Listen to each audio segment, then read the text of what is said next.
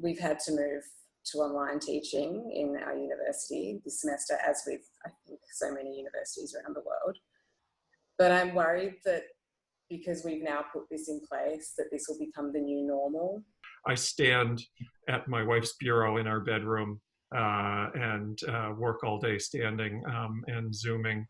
You know, we're always striving for work-life balance prior to this thing happening, but then all of a sudden work just absolutely invaded my house.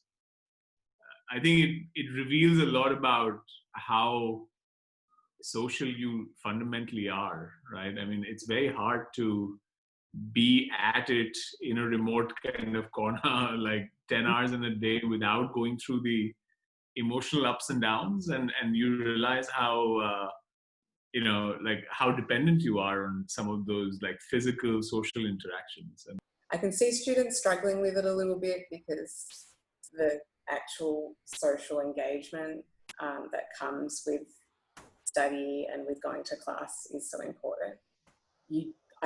What's most rewarding about teaching is actually being with students, and not being able to do that, really, it feels like, you know, you're just talking to a brick wall, basically, to a computer screen. Although I design technology, I'm not comfortable with only having human contact over a screen. I like talking to people, I like being around people. And it feels weird that now that, you know, the social construct is so shattered, where we need us the most, kind of, you know, where we should stand together in solidarity, we have to avoid each other. Like, you know, we change sides on the streets and, you know, kind of like keep the social distance. That's weird. It's scary as well. No, I've been thinking about that too, just how there is this slowing down, but also this dependence on technology like never before. It's like, yeah, it's very interesting, because the only reason we can have this conversation about how it's so amazing to pause and cook is through this like platform. And now people are building relationships through this platform. I was thinking how the same situation, pandemic situation, would have played out in 91, 92. You know, maybe where you already have, you know, the luckier ones have cellular phones, but, you know, you basically only have phone contact. And I mean, if that was the case, I think we would have looked, we would be looking at a completely different situation right now, you know, after 2 months. I fear, like in this situation, that, you know, we're sort of like being forced to like cozy up even more to these goddamn fucking phones and these devices and these televisions, and we're being like, you know, sort of our natural human needs are being stripped away. And I think that makes us vulnerable. And I think that I think the repercussions of that are pretty profound and potentially really threatening to us even just as like a species. You know, everything depends on the fact that we're the only animal that is able to create fiction in his head, and not only to create it, but also to believe the fiction created by others. And obviously by fictions, you mean everything, you know, the fact that money is worth anything, the fact that God has any importance to human existence is a byproduct of this fiction, this capacity of creating fictions. And I think this is a moment where there is a step up in believing the fiction, because you don't have anything else. If you think back after 2 months in quarantine, what you've been doing in your life, it's basically nothing. It's been like baking, interacting with, if you have somebody at home, then you have maybe something like a life. But if you're alone in a flat, your whole life is based on the representation of reality constantly. And well, I don't know.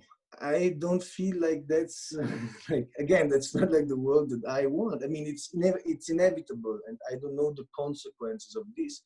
But certainly there is, like, with this situation, there have been like another added layer of fiction becoming much more important than reality. You know, initially when the internet emerged, it was a way to connect with everybody and it made the world bigger. But over time, it's actually kind of constrained.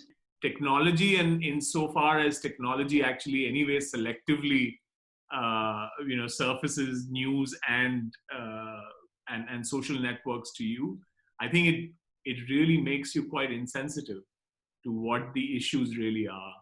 As creative users of technology, really need to very kind of proactively try and dismantle, which is the sort of selectivity that technology brings to you, right? Really see how, because there was earlier an option of walking down to the informal settlement close by and knowing, what those realities are, and Right. suddenly that access is blocked. Is the technology and our sort of obsession with consumption neutering us in some way? Percentage of adults that are aged 18 to 30 that is now celibate, not having any sexual activity whatsoever, has increased 10% in 10 years.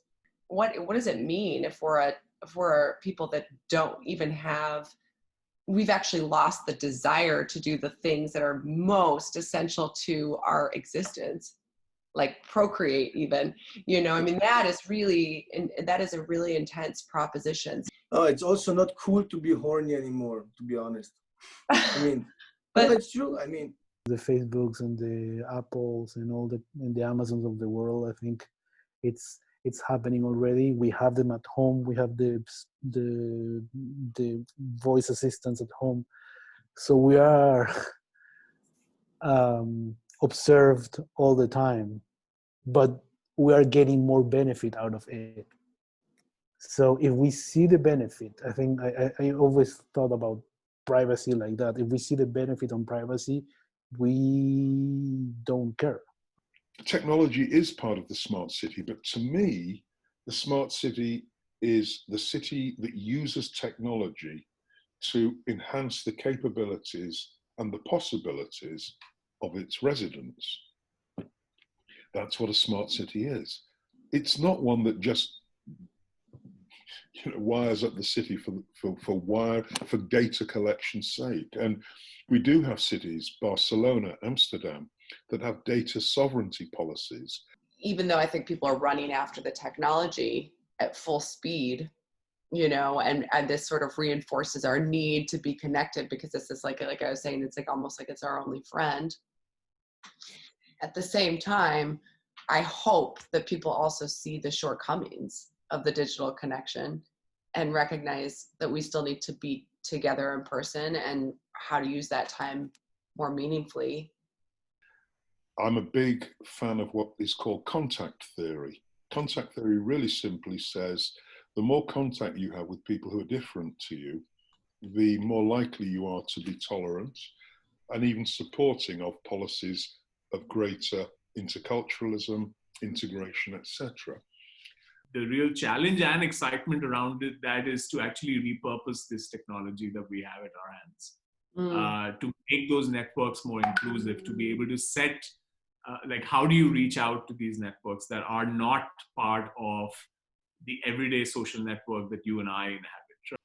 We're going to have to invent new ways to feel connected beyond Zoom, beyond screen, We don't want people checking out. We want people checking in. Mm-hmm.